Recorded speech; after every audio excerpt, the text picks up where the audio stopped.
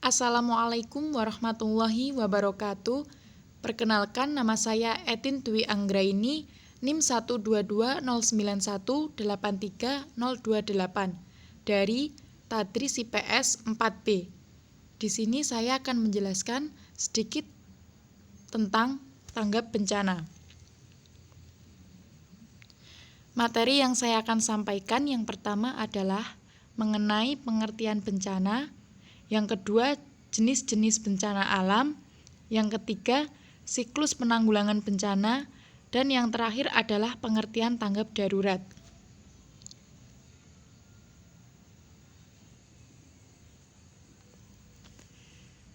Bencana merupakan peristiwa atau rangkaian peristiwa yang mengancam dan mengganggu kehidupan dan penghidupan masyarakat yang disebabkan baik oleh faktor alam ataupun non-alam, maupun faktor manusia sehingga mengakibatkan timbulnya korban jiwa manusia, kerusakan lingkungan, kerugian harta benda, dan dampak psikologis.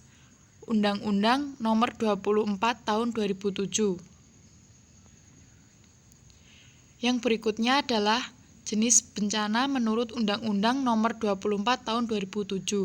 Di sini ada dua jenis bencana, yaitu bencana alam dan bencana non-alam.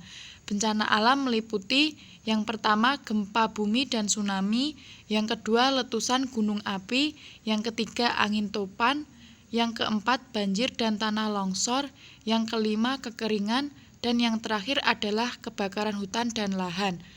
Bencana non-alam meliputi yang pertama wabah penyakit, yang kedua kelaparan, dan yang terakhir adalah malapraktik teknologi. Siklus penanggulangan bencana.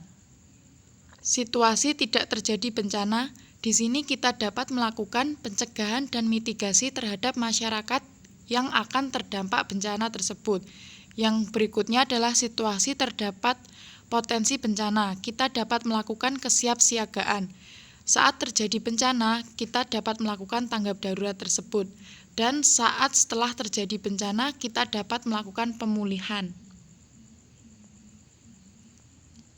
Tanggap darurat bencana dalam Peraturan Pemerintah Republik Indonesia Nomor 21 Tahun 2008 dijelaskan bahwa tanggap darurat bencana merupakan serangkaian kegiatan yang dilakukan dengan segera pada saat kejadian bencana untuk menangani dampak buruk yang ditimbulkan, meliputi kegiatan penyelamatan dan evaluasi korban, harta benda dan pemenuhan kebutuhan dasar, pelindungan pengurusan pengungsi, penyelamatan serta pemulihan sarana dan prasarana.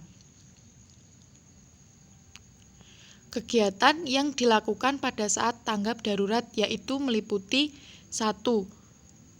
Pengkajian secara cepat dan tepat terhadap lokasi, kerugian, dan sumber daya. Yang kedua, penentuan status keadaan darurat bencana. Yang ketiga, penyelamatan dan evakuasi masyarakat terkena bencana tersebut.